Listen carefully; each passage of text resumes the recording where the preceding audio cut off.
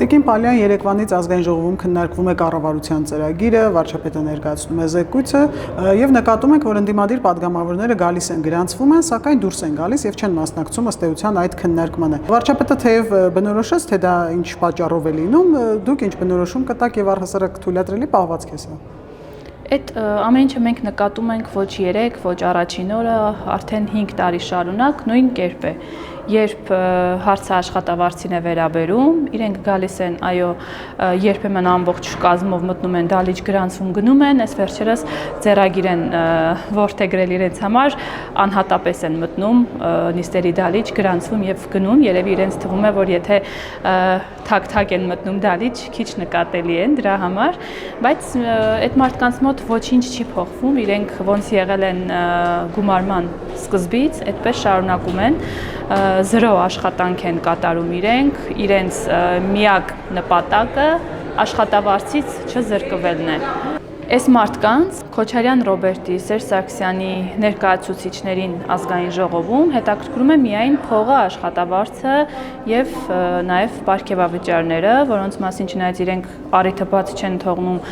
չգիտեմ ինչ երանգ տալով խոսելու, բայց այնուամենայնիվ փաստը մնում է փաստ, որ իրենք 0 աշխատանք են կատարում եւ չեն սիրում Հայաստանի Հանրապետության քաղաքացուն, չեն ապրում Հայաստանի Հանրապետության քաղաքացու խնդրով, դարդով, հոգսով, այլ միայն իրենց աշխատավարձն է հետաքրքիր, ինչպես նաև վարչապետը արդարացիորեն նշեց, նաև տեսանյութ հրապարակեց նիստերի դալիճից, այնպես որ այս ամենը փաստ է եւ այդտեղ հայտնագործություններ անել պետք չի։ Այդ մարդիկ ոչինչի մասին մարդիկ են։ Եվ դահլիճում նեղսրտել էր կարծեք թե Արթուր Խաչատրյանը, վարչապետին ինչ որ բանի մեջ էր մեղադրում, երբ նկարում էր հեռախոսով, կասեք ինչ տեղի ունեցավ։ Երբ իրենք հայտնվեցին ազգային ժողովի դալիճում, վարչապետը իր հեռախոսով սկսեց նկարել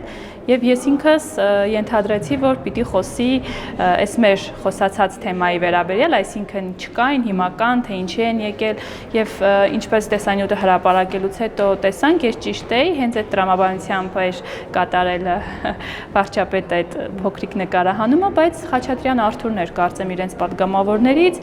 հերթական անհիմն եւ ծիծաղելի մեղադրանքը փորձեց հնչեցնել, իբր վարչապետը ինչ որ հեռախոսով նկարել եւ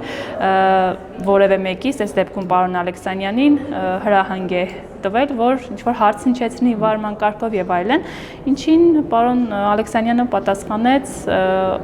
լուրջ չեմ վերաբերվում եւ չեմ էլ պատրաստվում արձագանքել այդ մարդկանց անլուրջ խոսքերին եւ քայլերին։ Այ նայեք, այդքան կարևոր բան է քննարկվում, արդեն երկրորդ օրն է ազգային ժողովում, ընդդիմադիրները չեն մասնակցում։ Օրինակ ես կուզեի նաեւ դուք կոչ ուղղեք այն մարդկանց, ովքեր պատրաստվում էին այդ մարդկանց ձայն տալու։ Մենք առիթը բաց չենք թողնում մեր քաղաքացիներին այդ կոչով դիմելու, խնդրելու, հորդորելու, բացատրելու, ինչու՞ չէ նաև եւ շնորհակալություն այս եւս մեկ հնարավորության համար, որ դուք ինձ ընձեռում եք եւ մեր շատ սիրելի քաղաքացիներին կասեմ, որ մտքով հետ գնան 5 տարի առաջ եւ արդեն գումարումը ավարտվում է, հասկանան, տեսնեն, թե ինչ են արել այդ մարդիկ իրենց համար, իրենց հոգսը թեթևացնելու համար, բնականաբար խոսքս ուղղված է այն մարդկանց, ովքեր 5 տարի առաջ իրենց են ընտրել եւ այս անգամ ընտրատեղամաս գնալուց առաջ հասկանան, թե ում են տալիս այդ ձայնը։ Այնպես որ շատ նորից բացահայտում անելու կարիք չկա այստեղ ու վստահ եմ, որ հետևելով մեր կոչին, մեր քաղաքացիները եւ ոչ միայն մեր կոչին, տեսնելով իրականությունը, պատկերը, այն ամեն ինչի, ինչի մասին մենք խոսում ենք վերջապես, տեղի է ունենում Հայաստանի Հանրապետության քաղաքացու աչքի առաջ որևէ թաքուն բան տեղի չի ունենում եւ բոլորը նաեւ մեր շատ սիրելի քաղաքացիները տեսնում են ով է աշխատում, ով է միայն աշխատավարձի համար գալիս գրանցվում եւ գնում եւ ով ինչ մտքեր է արտահայտում եւ որը ինչքանով իրականության հետ կապ ունի, այնպես որ ես վստահում եմ մեր շատ սիրելի քաղաքացիներին, մեր գիտակից ու շնորհակալ քաղաքացիներին եւ ավելի քան վստահ եմ, որ հունիսի 7-ին մենք մեծ հաղթանակ ենք տանելու եւ ունենալու ենք սահմանադրական մեծամասնություն։ Այսօր տեղեկություն տարածվեց, որ Արտաշատի ուժեղ Հայաստանի գրասենյակում խոզարկություններ են տեղի ունեցել եւ քիչ առաջ էլ հակակոռուպցիոն կոմիտեն տեղեկացրեց, որ ձերբակալվել է 14 անձ ընտրակաշարք տալու եւ ստանալու մեղադրանքներով։ Սա արդեն որերորդ դեպքն է հենց այս կուսակցության հետ կապված։ Նրանց ուժը ընտրակաշարք բաժանելն է։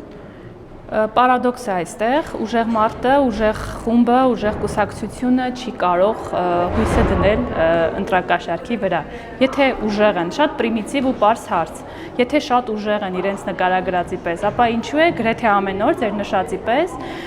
նման հայտարարություններով հանդես գալիս համապատասխան իրավական մարմինը եւ մենք տեսնում ենք,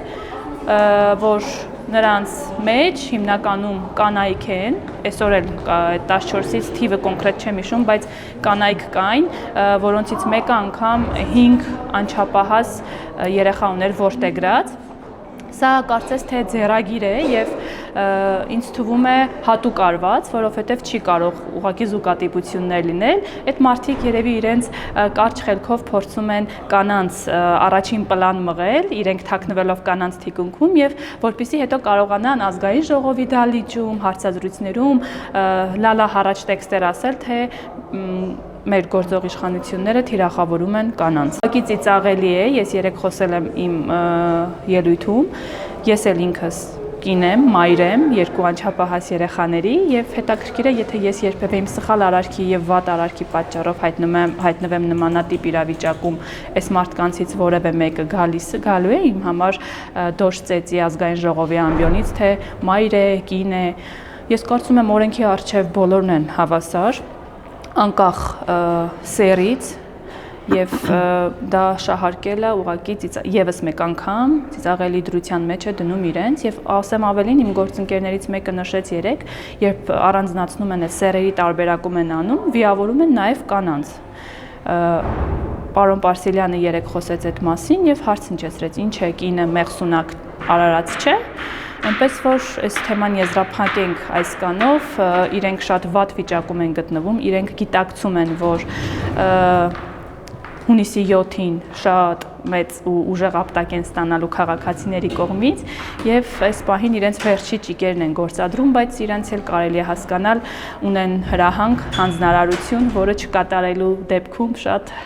վատ ճակատագրի են արժանանալու իրենց քաղաքական տերերի եւ ոչ տեղացի տերերի կողմից։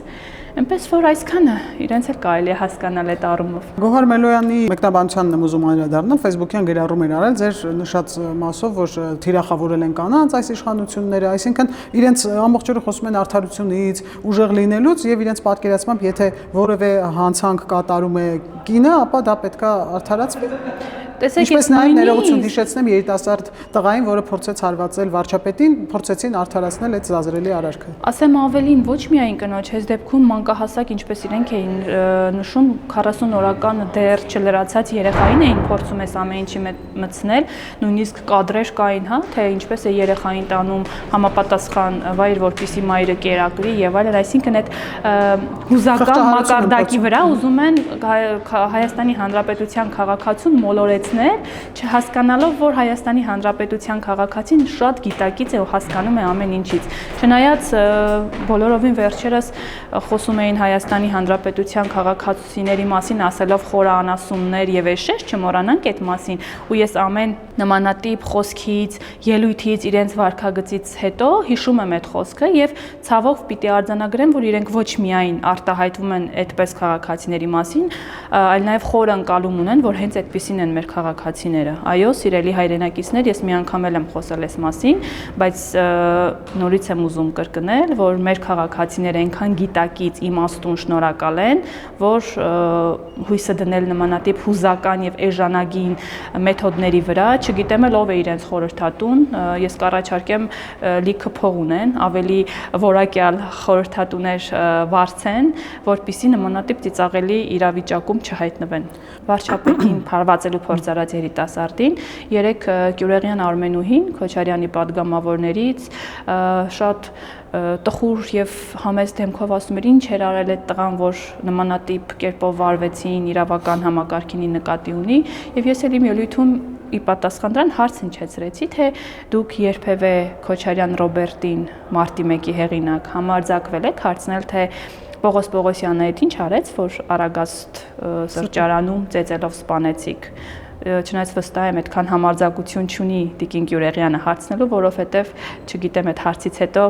ինչ կկատարվեր իր հետ, բայց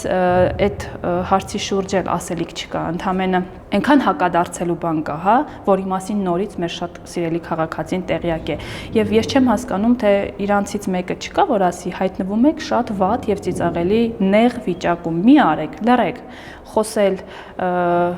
չգիտեք, չխոսել էլ չգիտեք, փորձեք ամեն դեպքում, կարող է դա ձեզ մոտ ավելի լավ ստացվի ու կարծում եմ ինչքան մոտենում ենք նախընտրական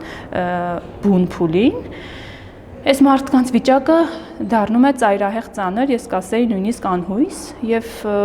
առաջարկում եմ, հորդորում եմ, նաեւ խնդրում եմ լռեն, գոնե այս շրիշակից ցածր մակարդակը կարողանան պահպանել, մեկը ինչ էլ անեն, անցողիկ շեմը չեն հաղթահարելու։ Եվ ամփոփելով դուք Գյումրիից եք, այնտեղից եք գալիս այստեղ աշխատանքի, բազմաթիվ խնդիրներ կան Գյումրիում, ահազանգում են քաղաքացիները, բայց ինչպես տեղեկացանք, ելի կառավարությունը, հա, ոչ համայնքապետարանը փորձում են իրավիճակը շտկել, հարթեցնել եւ ծրագրեր իրականացնել։ Գյումրու պահով, այո, դուք ճիշտ եք, այսօր Դավիթ Խուդացյանը հենց ազգային ժողովի ամբիոնից եւս մեկ անգամ հաստատեց, որ հայրաքաղաք Գյումրիում չկա կատարվող մեկ աշխատանք, որը չկատարվի կառավարության նախաձեռնությամբ, ուղիղ մասնակցությամբ։ Այնպես որ ինչքան էլ ենթադրյալ հանցագործ Վարդանիկի թիմակիցները փորձեն այս կամ այն աշխատանքը Գյումրիում կատարվող վերագրեն իրենց, դա եւս շատ շուտ է կոտրվում այդ թեզը, որովհետեւ այնքան հակափաստարկներ կան, այնքան ապացույցներ կան, որ ավելորդ ջանքեր իրենց եւս խորհուրդ կտամ չգործադրեն։ Գյումրիում կատարվող աշխատանքները կատարում է բացառապես կառավարությունը ուղիղ իր ֆինանսական եւ ծրագրային միջամտությամբ։ Գյումրին ունի այսօր լրջագույն խնդիրներ, ես ինքս ապրում եմ այնտեղ, դուք շատ ճիշտ նշեցիք, ունենք նույնիսկ անանցանելի փողոցներ, կոնկրետ այն թաղամասը, որտեղ ես բնակվում եմ, ունի 25000 բնակչություն եւ այդտեղ այսօր անմխիթար վիճակում են գտնվում փողոցները, ես ինքս եւ վարորդ եմ եւ շատ եմ քայլում փողոցներում եւ արդարացիորեն կիսում եմ մեր համակարգացիների դժգոհությունները, բայց միևնույն ժամանակ պիտի նշեմ, հա իդեպ այդ ամեն ինչն էլ առաջացել է նրա համար, որ այսօրվա քաղաքային իշխանությունները անգամ փոսալցում անելու ի վիճակի չեն, կարողություններ չունեն, չգիտեմ, ոչ մի բանի ի վիճակի չեն այդ մարդիկ, բացի սուտ հայտարարություններ անելով, փորձելով մոլորեցնել գյումրեցիներին, դրան զուգահեռ եւս մեկ անգամ ուզում եմ նշել, որ ՎԶԵՊ ծրագիրը շուտով կմեկնարկի, արդեն սկսել են որոշ աշխատանքներ եւ ամբողջությամբ կհիմնանորոգվի անի եւ ավստրիական թաղամասերը, ինչպես նաեւ կառավարության ուղիղ աջակցությամբ, միջամտությամբ եւ միջոցներով հիմնանորոգվում է Շիրակացի եւ Խորենացի փողոցները, այս պահին Բաքրատունյաց օղակի ասֆալտապատումն է իրականացվում, կառավարությունը կանգնած է գյումրեցիների Գյումրու կողքին, թիկունքին, ինչպես վստահ եմ, որ գյումրեցին է կանգնելու մեր թիկունքին հունիսի 7-ի իր կատարած ընտրությամբ։ Շնորհակալություն։ Ես եմ շնորհակալ։ Հավանիր տեսանյութը եւ բաժանորդագրվիր նորությունները բաց չթողնելու համար։